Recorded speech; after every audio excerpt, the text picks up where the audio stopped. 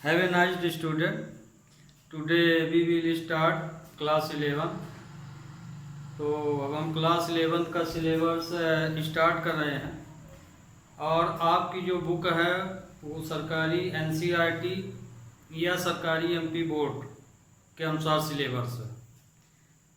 तो जो सिलेबस पढ़ाया जा रहा है वो एनसीईआरटी की बुक से पढ़ाया जा रहा है। एनसीईआरटी मान लीजिए, चाहे एमपी बोर्ड की एनसीईआरटी मान लीजिए, है ना। तो और आपसे अनुरोध भी है कि जो बच्चे हमारा यूट्यूब चैनल देख रहे हैं वो इसे सब्सक्राइब भी कर ले। कारण ये कि हमारा जो सिलेबस चलेगा वो विधिवत चलेगा, है ना, चैप्टर वाइज चैप्टर। मतलब ऐसा नहीं होगा कि थोड़ा सा इस सेट कर लिए फिर कूद के दूसरे सेट में चले गए, दूसरे चैप्टर में चले गए। जो भी चैप्टर पढ़ाया जाएगा वो पूरी तरह से पढ़ाया जाएगा, उसके बाद ही नेक्स्ट चैप्टर कोई लिया जाएगा। तो पहला चैप्टर आपका है सेट्स। अब सेट के बारे में, चूंकि आपका सिलेबस जो में एनसीईआरटी की बुक में तो सेट है ही नहीं 10वीं तक, और एमपी बोर्ड में था पहले पर वो हट गया बीच से। तो अब जो है बच्चों के लिए ये सेट बिल्कुल नया चैप्टर है। और इस सेट की खास बात ये है कि इसकी भाषा थोड़ा डिफ़िकल्ट होती है और इसके सिंबल आपको अच्छे से पता होना चाहिए, इसके पूरी थ्योरी आपको सही पता होना चाहिए। सेट की सेट कठिन होता है। अभी तो आपको इसमें 11th में ईजी है, लेकिन ये जब कंपटीशन में आता है तो इसी की लैंग्वेज यदि आप नहीं समझेंगे तो कठिन होगा। फिर इससे रिलेटेड प्रोबेबिलिटी भी होती हैं। प्रोबेबिलिटी आपको बिल्कुल समझ में नहीं आएगी। यदि सेट नहीं बनेगा सही ढंग से तो आप प्रोबेबिलिटी भी सही ढंग से नहीं कर सकते, है ना। और प्रोबेबिलिटी के अलावा आप फंक्शन भी पढ़ेंगे, तो फंक्शन में भी सेट का बहुत यूज होता है। तो सेट जो है आपका हर तरह से इम्पॉर्टेंट चैप्टर है। तो सेट कहते किसको हैं, सेट हम किसको कहते हैं?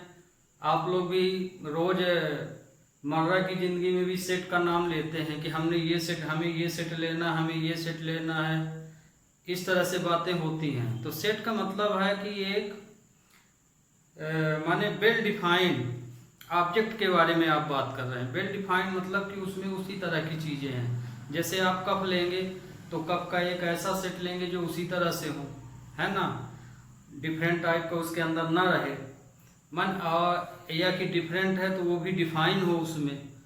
इसी तरह से किसी पक्षी का, किसी लेखक के नोवेल का या किसी नंबर का हम जब एक ग्रुप बनाते हैं तो उसे हम बोलते हैं सेट, है ना। जैसे नंबर, नेचुरल नंबर ले लिए तो नेचुरल नंबर तो हमारा 1 से शुरू होता है, इन्फिनाइट तक जाता है।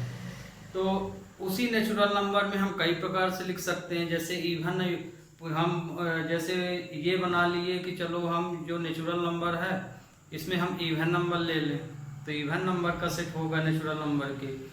और ले लिए तो ओड नंबर बन जाएगा।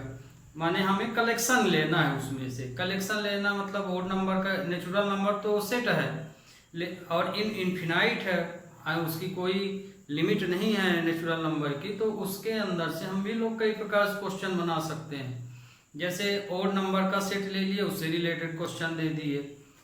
इसी तरह से प्राइम नंबर ले लिए या स्क्वायरिंग वाले नंबर ले लिए, जैसे 4 ले लिए, है ना, 4 2 का स्क्वायर बनता है।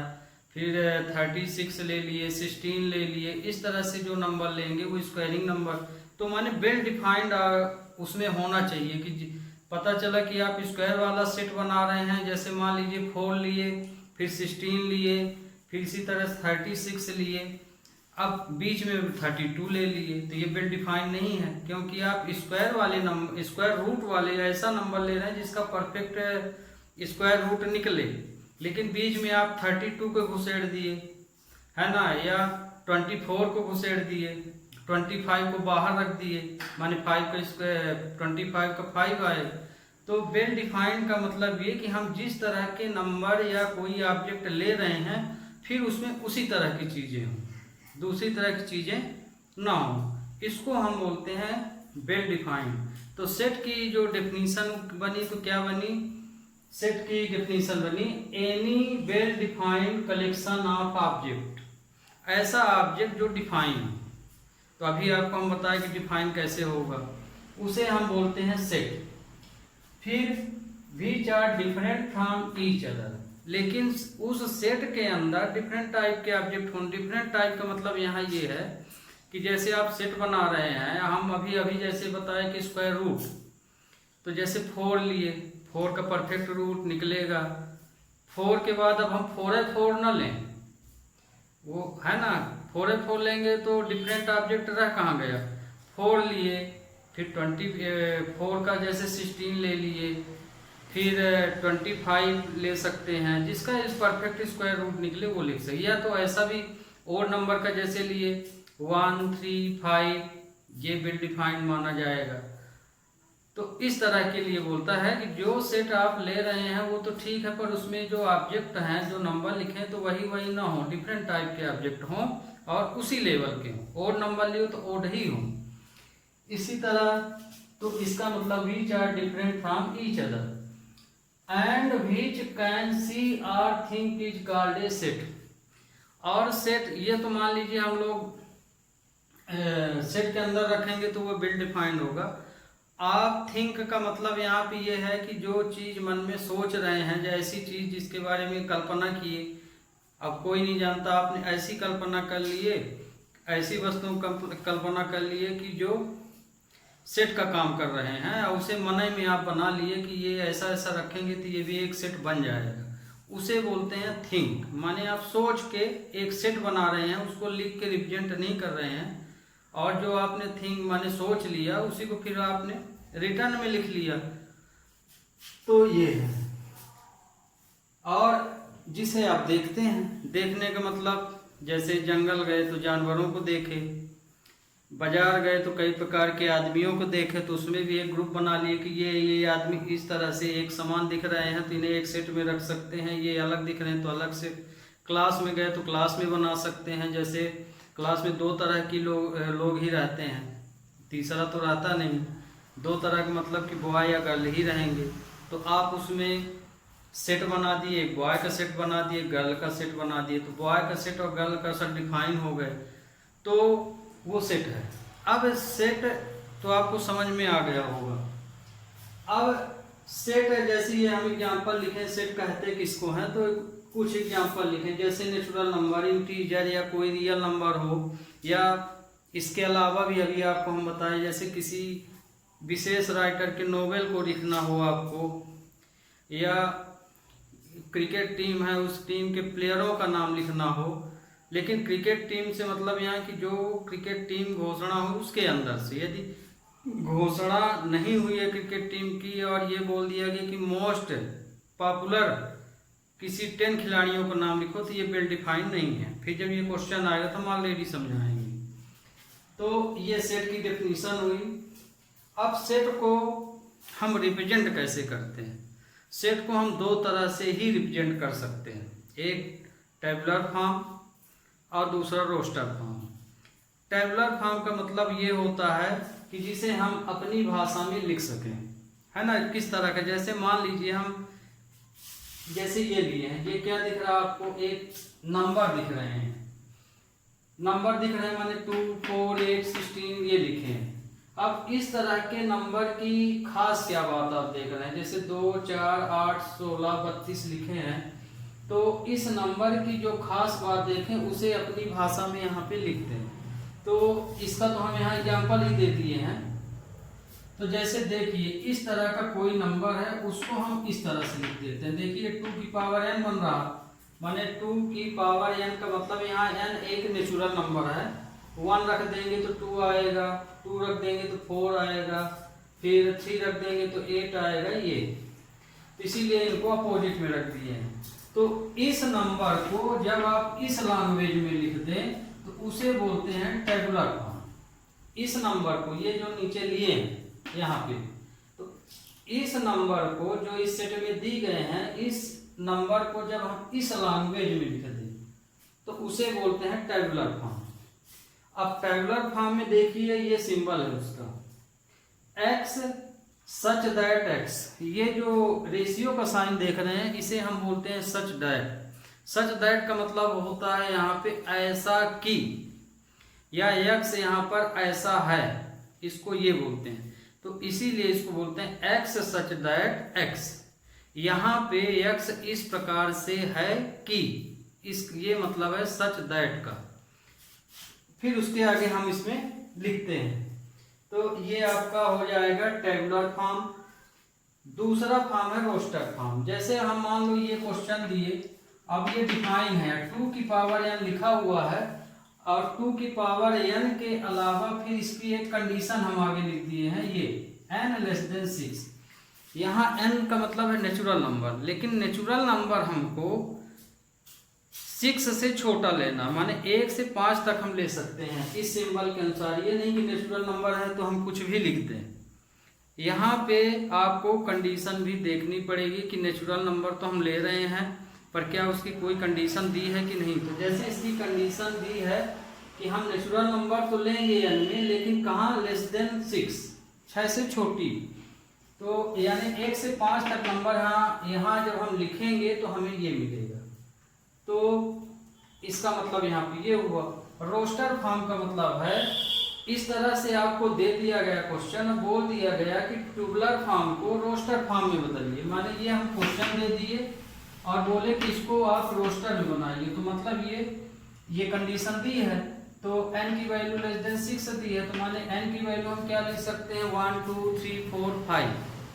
तो यदि हम n की वैल्यू यहाँ 1 लेंगे तो 2 आएगा, फिर 2 लेंगे तो 4 आएगा, 3 लेंगे तो 8 आएगा, 4 लेंगे तो ये आएगा, 5 लेंगे तो ये आएगा। तो ये किसमें कन्वर्ट हो गया, रोस्टर फॉर्म में। तो अब हमने आपको बताया, डेफिनेशन बताए, फिर ये हो माने हम इसको लिखते कितने टाइप में, 2 टाइप में, टेबुलर फॉर्म और रोस्टर फॉर्म।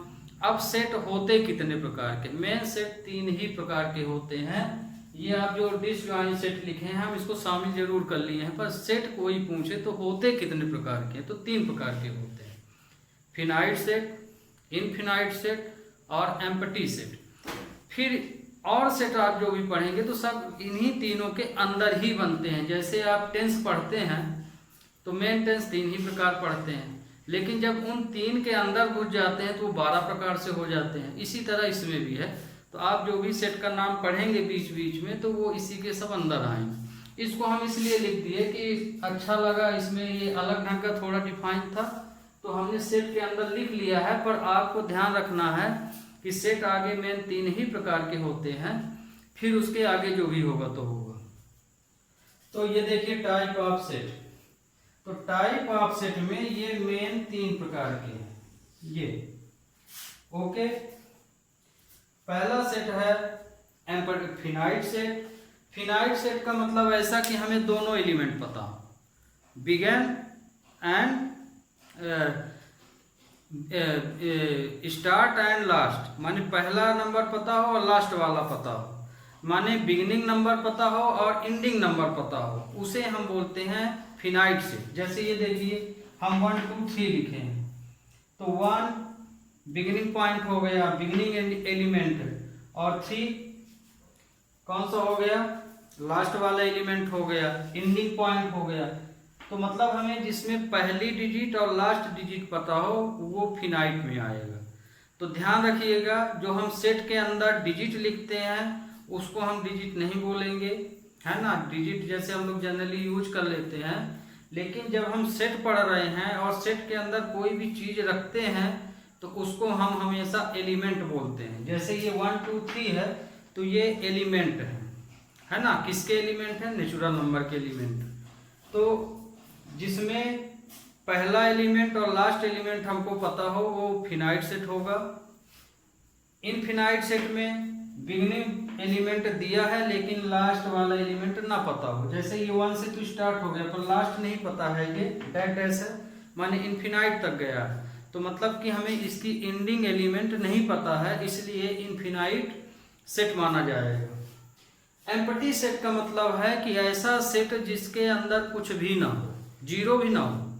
ध्यान रखिएगा, जीरो भी एलिमेंट माना जाता है। तो एम्प्टी का मतलब यहाँ मतलब एम्पटी है, मतलब इसके अंदर जीरो भी नहीं होना चाहिए, क्योंकि जीरो भी सेट के अंदर एक एलिमेंट माना गया है। तो ये एम्पटी सेट का सिंबल है। जब कुछ ना मिले तो डैश लगाइए या कि फाई लिखिए, ये एम्पटी सेट का सिंबल है। या तो आप इस तरह से बनाइए या ये नहीं बनाना है तो ये रख दीजिए, इसको हम फाई बोलते हैं। तो एम्पटी सेट को हम फाई से रिप्रेजेंट करते हैं। तो एम्पटी सेट आपको पता चल गया। तो फिनाइट सेट की डेफिनेशन क्या हुई? ऐसा सेट जिसके हमें दोनों पॉइंट पता हो या दोनों एलिमेंट माने एंडिंग और बिगिनिंग और एंडिंग पॉइंट पता हो, वो फिनाइट सेट होगा।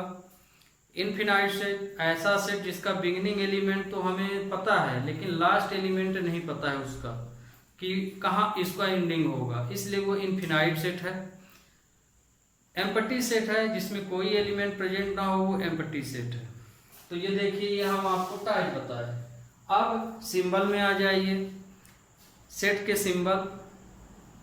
तो सेट के आज देखिए, आज हम स्टार्ट कर रहे हैं क्लास 11। तो आज आपको सेट का पूरा इंट्रोडक्शन ही बताएंगे। अगले लेक्चर में हम फिर क्वेश्चन उठाएंगे। अभी आपको पूरा बेस इसका देख लीजिए और इसको अच्छे से देखिएगा और समझिएगा, क्योंकि यदि ये चीज नहीं बनेगी, अब डायरेक्ट कूदेंगे एक्सरसाइज में तो 2 क्वेश्चन के बाद लटक जाएंगे, समझ में ना आएगा कि क्या करें क्या। लेकिन यदि इसका बेस समझ गए तो आप क्वेश्चन बहुत जल्दी से समझेंगे और उसको सॉल्व कर लेंगे। हालांकि तुम्हारे बुक में जो अभी दिया है शुरू में, तो उसमें बहुत इजी टाइप के क्वेश्चन दिया है, लेकिन सेट के आपको वैरायटी वाले क्वेश्चन आगे मिलेंगे, प्रोबेबिलिटी में मिलेंगे, उसमें समझने में दिक्कत होगी, फंक्शन में मिलेंगे वहाँ दिक्कत होगी, या कि फिर हाई लेवल की जब सेट पढ़ोगे तो वहाँ होगी। इसलिए इसका जो बताया जा रहा है, ये बेसिक चीज़ें बताई जा रही हैं। उसके बाद जब बेसिक चीज़ का नॉलेज हो जाएगा तो फिर वो तो आपकी एग्जाम्पल है। Exercise means example. बेस ये है, मेन आपकी पढ़ाई ये है। इसको समझने के बाद जब आप प्रॉब्लम सॉल्व करते हैं तो बेस के इसी बेस के आधार पे उसको सॉल्व करते हैं। तो एक्सरसाइज तो एक प्रकार से क्वेश्चनों को एग्जाम्पल देता है कि इस सेट का जैसे पढ़ लिए तो क्या होगा इसमें, तो उसके आधार पे लगाइए। तो ये सेट का है। अब आते हैं सिंबल में। सिंबल, इसमें सेट के सिंबल भी बहुत इंपॉर्टेंट हैं। यहाँ देखिए यू लिखा है, यू का मतलब होता है यूनियन। यूनियन का मतलब आप समझ गए कि जैसे मान लीजिए गांव में हम लोग इकट्ठा रहते हैं और उसमें लोग तरह तरह के ग्रुप बनाए होते हैं, है ना। जैसे आप लोग दोस्ती भी करते हैं तो सभी दोस्तों का अलग अलग ग्रुप होता है, खास दोस्त होते हैं। तो देखिए यहाँ अलग अलग ग्रुप चाहे जितने भी बने, लेकिन वो किसके अंदर है? एक गांव के अंदर है। तो गांव आपका एक सेट हो जाएगा और उस सेट के अंदर आपका पूरा यूनियन आ जाएगा, माने ग्रुप आएगा। जितने भी फ्रेंड के ग्रुप हैं वो सब आपके गांव के अंदर आ जाएंगे, यदि गांव की बात हो रही तो यूनियन के अंदर चाहे जितने भी नंबर हो उसका आप सेट बनाइए। जैसे 1 2 3 4 5 6 7 इस तरह हम नंबर दे दिए 10 तक, और हम बोल दिए कि इसमें ओड और इवन नंबर का 2 हमने सेट बना लिया और तीसरा भी सेट बना दिया प्राइम नंबर का।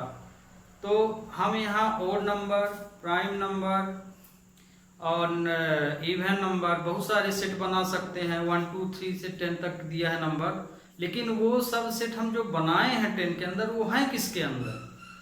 जो मेन नंबर हम शुरू में ले लिए 1 से 10 तक, तो वो सब नंबर उसके अंदर से बनाए हैं। तो मतलब कि 1 से 10 तक जिस सेट को हम लिए हैं वो यूनियन माना जाएगा, और उसके अंदर से जो हम सेट लिखे हैं उन्हें हम सबसेट कहेंगे। फॉर एग्जांपल स्कूल, हम आपके स्कूल या विद्यालय को ही लेते हैं। विद्यालय क्या है? एक सेट है आपके लिए, है ना, क्योंकि और विद्यालय के अंदर जो क्लास लगती हैं वो क्या है? उस विद्यालय के लिए सबसेट है। हर एक, ध्यान रखिएगा, हर एक सेट सबसेट पर्सनल सेट भी कहलाता है ना। हर एक सेट पर्सनल सेट भी होता है। तो जैसे आप मान लीजिए क्लास 11 के स्टूडेंट हैं, तो आप क्लास के अंदर जब बैठेंगे तो आपकी क्लास 11 एक सेट मानी जाएगी, और उस क्लास के अंदर प्रेजेंट आप रहेंगे, आपके मित्र रहेंगे। तो वो 2 ग्रुप में यदि बांटेंगे तो किसके अंदर से बांट रहे हैं? क्लास 11 के अंदर से बांट रहे हैं। तो जितने भी ग्रुप बनाएंगे क्लास 11th से वो सब सबसेट माने जाएंगे। क्यों? क्योंकि क्लास 11 तो सेट हो गया, अब क्लास 11 के अंदर ना आप ग्रुपिंग कर रहे हैं तो वो सबसेट माने जाएंगे। इसी तरह से ये स्कूल है, जिस स्कूल में भी आप पढ़ते हो, स्कूल में जितने भी क्लासें हैं वो सब स्कूल के लिए सबसेट मानी जाएंगी। क्यों? क्योंकि स्कूल के अंदर ही वो पूरी क्लासें हैं, नर्सरी से लेकर 12th तक ये सब सबसेट माने जाएंगे। किसके लिए? स्कूल के लिए। अब आ जाइए अपने घर में, आपका घर सेट माना जाएगा, लेकिन घर के अंदर जो कमरे बने हैं उस घर के लिए सबसेट माने जाएंगे। इस तरह से सेट और सबसेट में होता है। लेकिन यदि कमरे भर की आप बात करें तो कमरा एक सेट हो जाएगा, और कमरे के अंदर आप हैं तो आप सबसेट में चले जाएंगे। तो कहने का मतलब कि हर एक सेट जो है हर एक सबसेट स्वयं में सेट भी होता है, पर सबसेट उसको तब मानेंगे जब वो किसी के अंदर की बात हो, माने वो सेट किसके अंदर है। जैसे कमरा घर के अंदर है तो कमरा किसके लिए सबसेट माना जाएगा? घर के लिए माना जाएगा।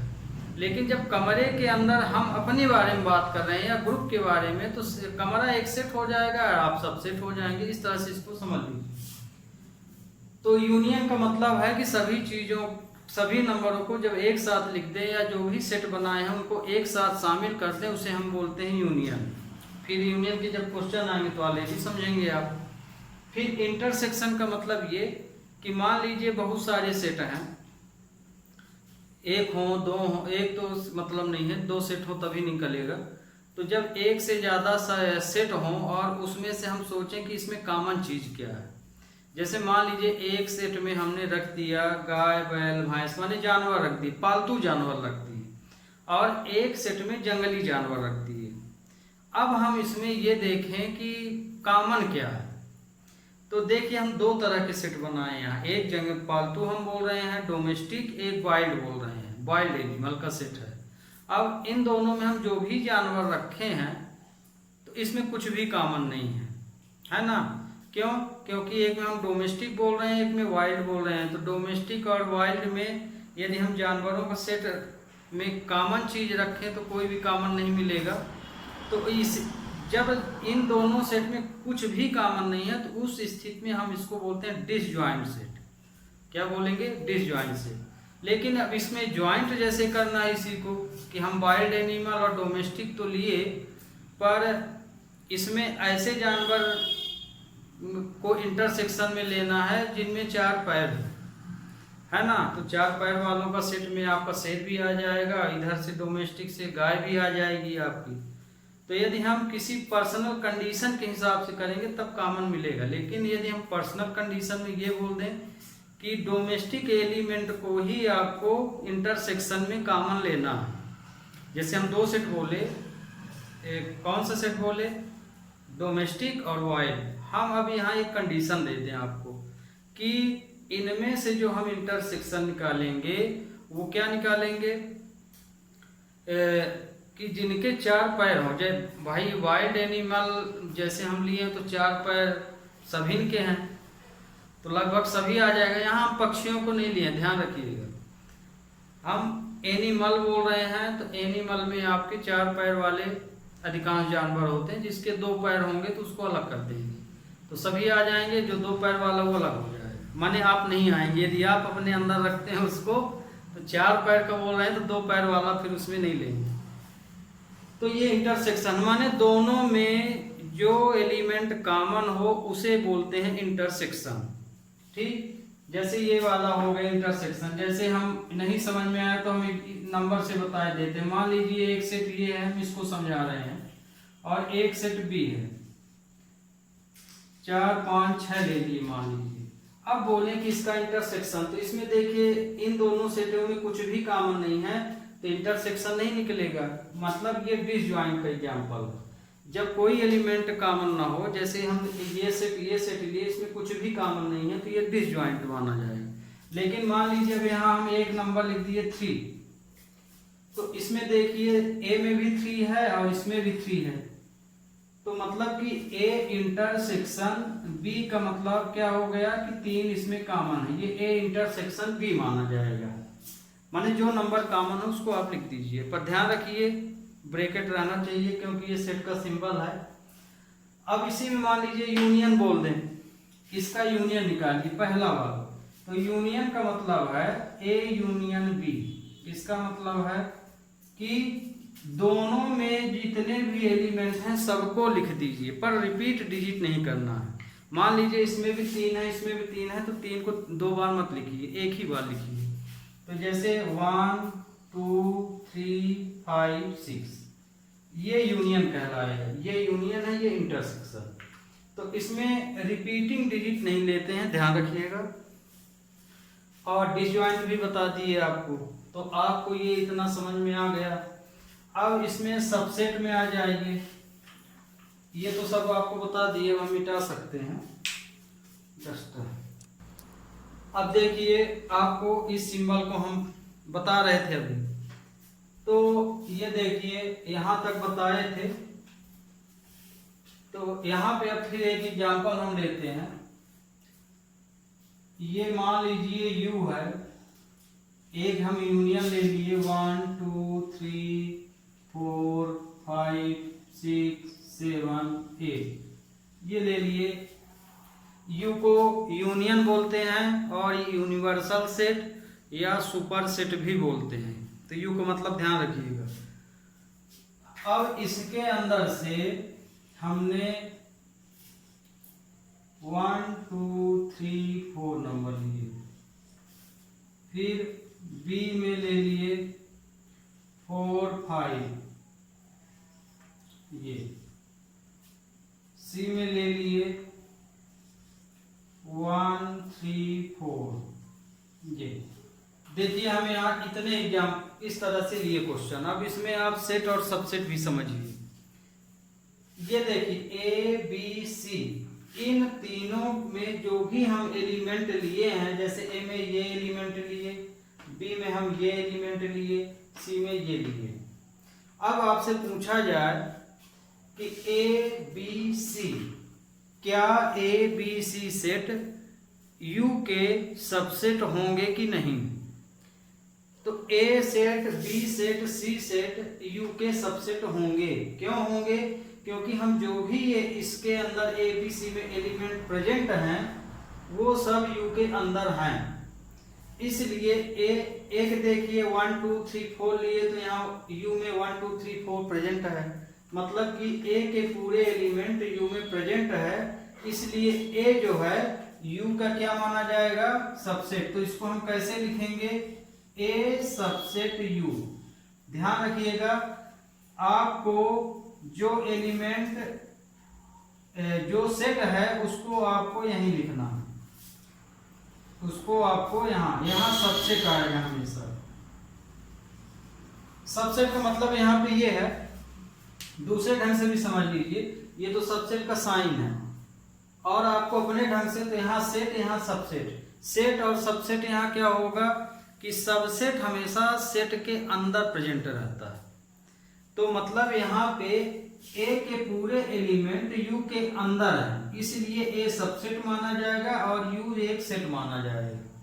तो जो सबसेट वाला एलिमेंट होगा या सबसेट जो होगा उसको यहीं लिखेंगे, और जो ये सेट किसके अंदर है वो यहाँ लिखेंगे। तो ये नंबर चूंकि इसके अंदर है तो ये सेट माना जाएगा, ये क्या माना जाएगा? सबसेट। तो सबसेट का साइन ये वाला है। तो इसको पढ़ेंगे कैसे? A subset U। A जो है U का सबसेट है, मतलब ये कि A के जितने भी एलिमेंट हैं U में प्रेजेंट है। यदि इसी को कहीं धोखे से आप उल्टा लिख दिए ऐसे, तो इसका अर्थ बदल जाएगा। इसका मतलब ये हो जाएगा कि U के जितने भी एलिमेंट हैं वो A के अंदर प्रेजेंट है। पर देख लीजिए U में तो यहाँ तक एलिमेंट हैं और इसमें यहाँ तक, तो ये देखिए 4 डिजिट है, U में तो इतने हैं, तो U तो इससे बाहर हो गए, माने U के एलिमेंट A में प्रेजेंट नहीं है पूरे, ये इसके एलिमेंट इसमें प्रेजेंट है, ना कि इसके एलिमेंट। तो मतलब U जो है A का सबसेट नहीं माना जाएगा। ये ध्यान रखिएगा, सबसेट उसी को माना जाएगा जो दूसरे सेट के अंदर प्रेजेंट हो। तो इस सिंबल पर विशेष ध्यान रखिएगा, ये सबसेट का साइन है और ये यहाँ पे है। अब यहाँ पे ये देखिए, आपको हम बता दिए ए बी सी तीनों इसके सबसेट माने जाएंगे। अब मान लीजिए हम पहला क्वेश्चन लेते हैं, हम आपको दे दें find A union B union C, तीन ठो निकालिए। तो यूनियन का मतलब है कि ए बी सी के अंदर जितने भी एलिमेंट है उनको एक साथ रख दीजिए। तो एक एलिमेंट यहाँ देखिए क्या है, एक एलिमेंट है 1 2 3 4, ओके। फिर देखिए बी का एलिमेंट क्या है 4 5, सी के एलिमेंट क्या है 1 3 4। अब इसमें इस सिंबल का मतलब है कि जितने भी इसमें एलिमेंट हैं उन सबको ज्वाइंट करके एक साथ लिख दे। ज्वाइंट मतलब जोड़ने से मतलब नहीं है, उनको एक साथ रखने से मतलब है। तो यहां देखिए 1 2 3 4 5, बस। तो ये इसका आंसर क्या होगा, ये होगा। आपको भी हम डेफिनेशन में बताए कि जब आप यूनियन निकालेंगे तो रिपीटिंग नंबर को आप रिपीट नहीं करेंगे। मतलब कि यदि 4 यहाँ आया है, 4 यहाँ भी आया, 4 यहाँ भी आया, तो आपको 3 तो 4 नहीं लिखना है, एक ही बार लिखना है। 1 2 3 4 और 5, तो ये यूनियन हो गया है ना। तीन, चाहे 3 सेट हो, चाहे 10 सेट हो, चाहे 1000 सेट हो, आपको इसी तरह इसमें करना। फिर मान लीजिए हम इसी का इंटरसेक्शन निकाल दें, तो A intersection B intersection C. Intersection का मतलब क्या होता है, जो कॉमन हो दोनों में। अब यहाँ 3 लिए तो जो तीनों में कॉमन हो उसी को आपको सेट के अंदर लेना है, नहीं तो नहीं लेना। तो आप देखिए यहाँ पे, यहीं पे अब हम इंटरसेक्शन लगाए दे रहे हैं, ये देखिए। तो आप जब हमें इसमें इंटरसेक्शन साइन ले लिए, तो इंटरसेक्शन का मतलब है कि इन तीनों सेटों में जो कॉमन हो उस एलिमेंट को आप लिखिए, उसका मतलब है इंटरसेक्शन। तो ये देखिए 4 इसमें है, 4 इसमें है, 4 इसमें, तीनों में क्या कॉमन है 4, ओनली 4। तो इसका आंसर हो गया 4। इसको हम बोलेंगे A intersection B intersection C, okay. तो आपको अब ये 3 सिंबल समझ में आ गए होंगे। अब इसमें एलिमेंट में आ जाइए। अब यदि हम ये बोले, इसी में आप देखिए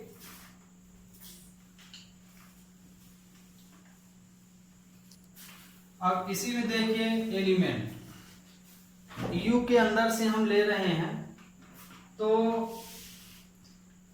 यहां जैसे आपको हम question they they 9 U 7 A, फिर 1 A 2 B 5 C। इसमें बताना है एलिमेंट आर नॉट। इसमें हमें ये बताना है, ये जो हम एग्जाम्पल लिए हैं, तो ये देखिए यू ए बी सी लिखे हैं, तो ये एक सेटों का नाम है यहाँ जो दिया गया है। एलिमेंट का मतलब होता है नंबर, जो इस सेटों के अंदर नंबर प्रेजेंट है। ध्यान रखिएगा, एलिमेंट जब आप लिख रहे हैं तो उसमें ब्रैकेट भूल के न लगाइए, नहीं पूरी तरह से गलत है। यदि आप हम यहाँ 9 लिखे हैं और इस 9 को यदि हम ऐसे लिख देंगे और एलिमेंट पूछ रहे हैं आपसे हम क्या पूछ रहे हैं, एलिमेंट। लेकिन यदि आप ये सिंबल लगाएंगे और एलिमेंट बताएंगे तो ये पूरी तरह से गलत है। ये जो सिंबल है ये सेट का सिंबल है। ध्यान रखिएगा, आप जब सेट लिख रहे हैं या सेट में कोई एलिमेंट लिख रहे हैं, तो यदि आप 1 2 3 4 करके ये ब्रैकेट लेंगे तो ये सेट नहीं माना जाएगा। आपको एलिमेंट सेट यदि बना रहे हैं तो सेट में आपको या तो ये सिंबल लीजिए या कि फिर कैपिटल वाला इमरजेंसी में ले सकते हैं, पर इस स्मॉल ब्रैकेट को आपको नहीं लगाना है। यदि स्मॉल ब्रैकेट आप लगा दिए हैं जैसे कि ये, तो ये आपका सेट नहीं माना जाएगा, इसको ओपन सेट बोलते हैं। तो ध्यान रखिएगा सेट का मेन सिंबल है ये वाला, है ना। मान लीजिए इमरजेंसी में कैपिटल ब्रैकेट लगाए तो वो भी गलत नहीं किया जाता है, पर जनरली मैथमेटिकल वो मिस्टेक माना जाता है। तो मेन सेट का सिंबल इसी को लिया गया है। तो ये देखिए 9 लिख दिए, मतलब ये एक सेट को रिप्रेजेंट कर रहा है। तो चूंकि ये एक सेट है तो ये एलिमेंट यू का नहीं माना जाएगा, ये एक सबसेट माना जाएगा यू का। क्या माना जाएगा? ये यू का सबसेट माना जाएगा।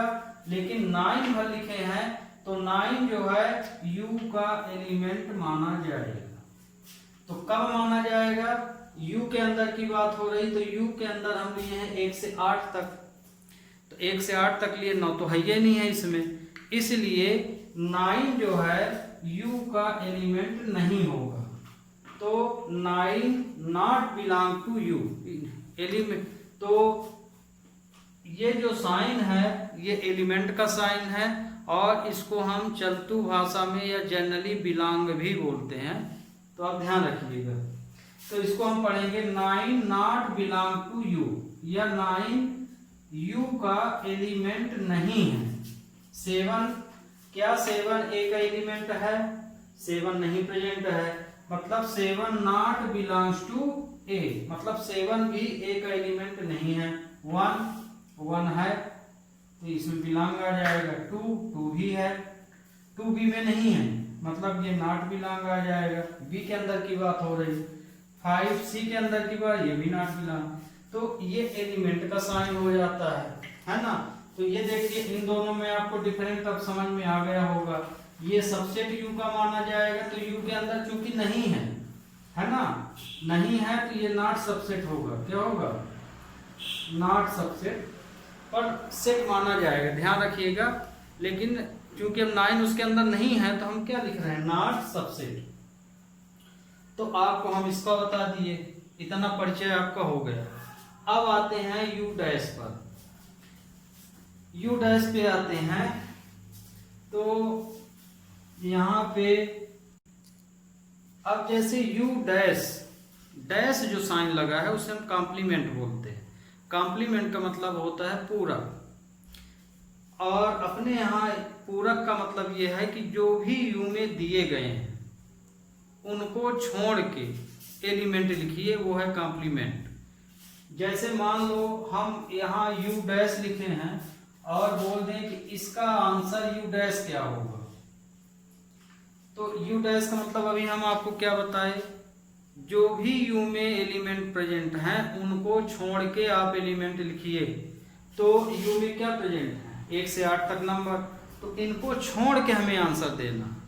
तो इनको छोड़ के देंगे तो कुछ बच ही नहीं रहा, तो हम इस स्थिति में लिखेंगे 5। क्या लिखेंगे? 5।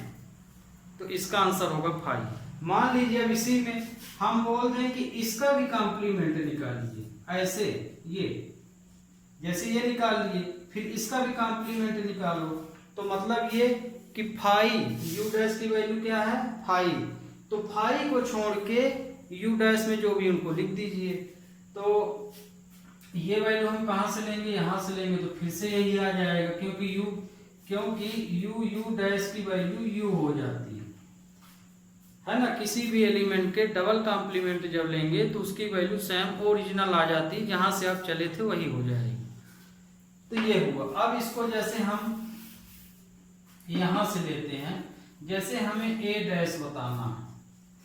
अब देख लीजिए ये तीनों जो हैं किसके अंदर हैं? यू के अंदर हैं। ये मेरा हमारा यूनिवर्सल सेट है।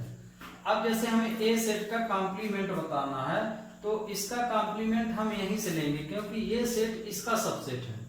तो मतलब कि ए डैश मतलब इन नंबरों को छोड़ के जो इसमें प्रेजेंट हैं उसको लिख दीजिए।